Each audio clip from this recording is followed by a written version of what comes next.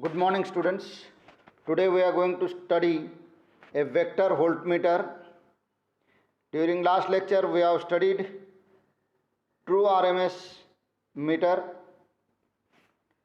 Vector voltmeter measures the amplitude of a signal at 2 points in a circuit. That 2 points may be different in a circuit. At the same time, it also measures phase difference between the voltage waveforms at the same 2 points. So it can be used to measure gain and voltage. Vector voltmeter initially converts RF signal into IF signal. Radio frequency is generally a very high frequency. It is within the range of 1 megahertz to 1 gigahertz. So that much high frequency is converted into lower measurable intermediate frequency of 20 kilohertz. And then normally we measure voltage and phase difference. Vector itself shows that it only does not measure voltage but also it measures phase difference. The application of voltage and phase difference is in many circuits such as amplitude and phasor diagrams. On a circuit board, at one point a probe is connected. You will find here probe A and probe B, which gets input from one signal. The output of these probes goes to sampling gates of this circuit. What this sampling gate does? Sampling gate only samples few samples of this RF frequency signal, and hence if it is higher frequency of this, it samples at this point, at this point, at this point, at this point, at this point, and so on. So it generates a lower frequency like this. On a circuit board, at one point a probe is connected, right? It is sampled, a high frequency is sampled at certain instances like this, and then a signal is converted into lower signals. Sampling gate samples the RF frequency and converts it into lower IF frequency whose range is less than 20 kilohertz. It also preserves original phase shift of the RF signal. Tuned amplifier block. The second block is tuned amplifier block. This block, this frequency is, you will find this frequency is 20 kilohertz. This frequency is provided to automatic phase control, whose input is also from 20 kilohertz oscillator. If this generates 20 kilohertz, this also generates 20 kilohertz. Based upon the phase shift, at one point where phase shift is 0, it gives phase control automatic output, or it generates voltage. So voltage is generated. Automatic phase control controls the phase of the signal, and voltage tuned oscillator works upon this voltage, which gives sampling pulse generator a input voltage. So sampling pulse generator generates a pulse of this type, which is based upon 20 kilohertz oscillation. It is based upon 20 kilohertz frequency. This voltage pulse is provided to sampling gate. Now sampling gate is opening only for 20 kilohertz sampling pulses, and whose output is stick to 20 kilohertz. So for preserving phase shift, we use sampling generator, and whose output goes to sampling gate of probe B also. So phase shift of probe A RF signal and probe B RF signal is preserved. Now this is a signal at point A, and this is a signal at point B. The sampling frequency of sampling gate is decided by sampling pulse generator block. Automatic phase control block gets one input from 20 kHz reference oscillator and 20 kHz feedback signal as shown in the block diagram. The output of automatic phase control is voltage only at same phase. This voltage is provided to voltage tuned oscillator. It operates sampling pulse generator, and the same sampling pulse generator decides sampling gate frequency. Now you will understand from this discussion that the signal that has been generated over here and over here are in phase with previous RF signal, original signal.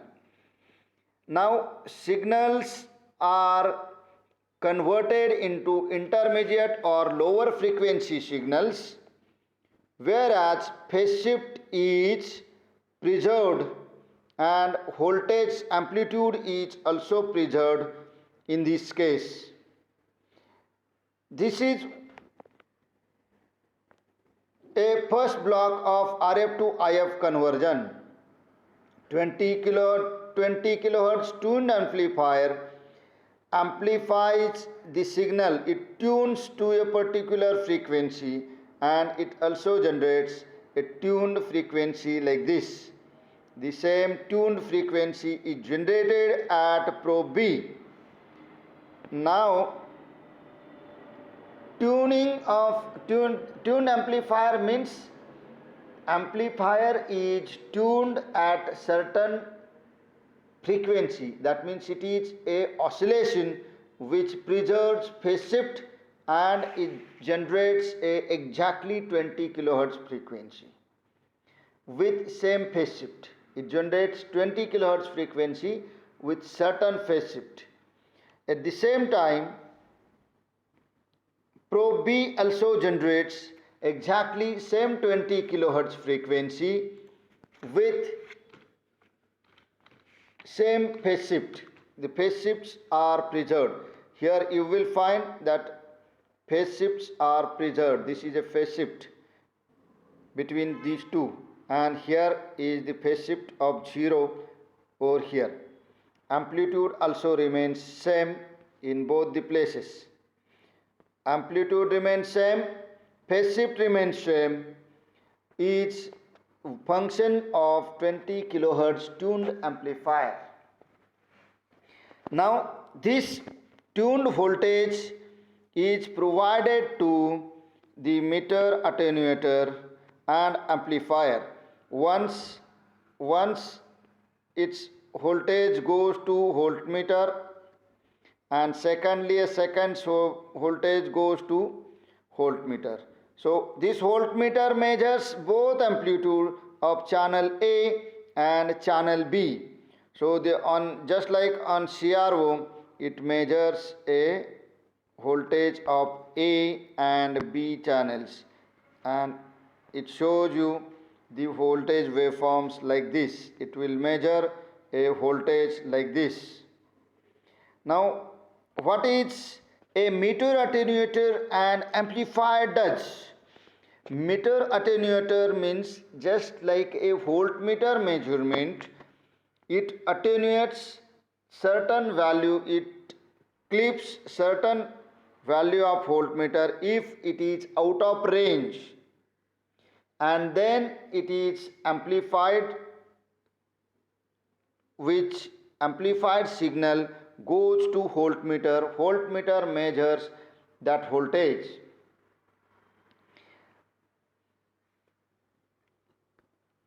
Second thing is it is important to measure phase shift. Now phase shift is provided by using this phase shift circuit. Initially there is a amplifier and limiter. A original signal A is having suppose say 10-degree phase shift, which signal is amplified and whose output is clipped so that it will not go beyond certain decided range. Limiter limits voltage, it does not limit phase. We want to measure here phase, and that's why limiter is added. So initially signal is amplified and limited to a certain range so that it will come within a measurable range. It also adds 60-degree phase shift. 60-degree phase shift means suppose this is a phase shift, it adds plus 60-degree phase shift. And lower adds minus 120-degree phase shift, minus 120-degree phase shift. So this is minus 120-degree phase shift and this is plus 60-degree phase shift. So plus 60-degree and minus 60-degree shows them out of phase. Means what? Initially if signal is this one and another signal is of approximately same phase, it is having phase shift and original is having this. So this is a phase shift. This is shifted back and this is shifted ahead so that signal will become, first signal will go ahead by 60-degree and previous signal will go back by 120-degree, and there will remain a phase difference only between these two. This phase difference is easy to measure, and that's why 60-degree phase shift is added in probe A and 120-degree phase shift is added between probe B. Based upon this amplified signal, see this original signal is this signal is provided with 60-degree phase shift and whose output goes to trigger amplifier who generates a square wave. So trigger amplifier generates a square wave and this also generates its own square wave. Both square wave are having certain phase shift and which is measured using bistable multivibrator. So why here bistable multivibrators are used? During this signal becomes in, this bistable multivibrator provides output. Suppose during A side it starts functioning and during B side time period or when it becomes on, this bistable switches to another side. So this is A and B switching time period. Now this time period is a phase shift. This is nothing but a phase shift between A signal and base signal.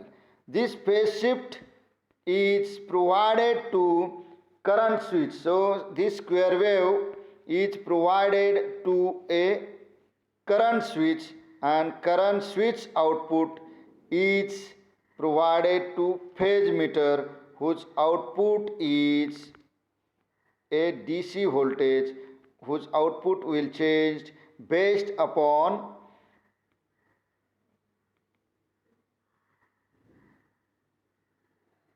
phase between A and B. So phase meter will measure only phase. This voltage it will measure, and it will measure phase. Why there is constant current source which provides current to current switch? Because during this time period whose output is this one, bistable multivibrators output is this. So during this period, top period only, current flows through this circuit, and phase meter measures only current during this period, and whose output is directly proportional to phase shift between A and phase shift between B. This is called phase meter. We will learn next part in the next lecture. Thank you.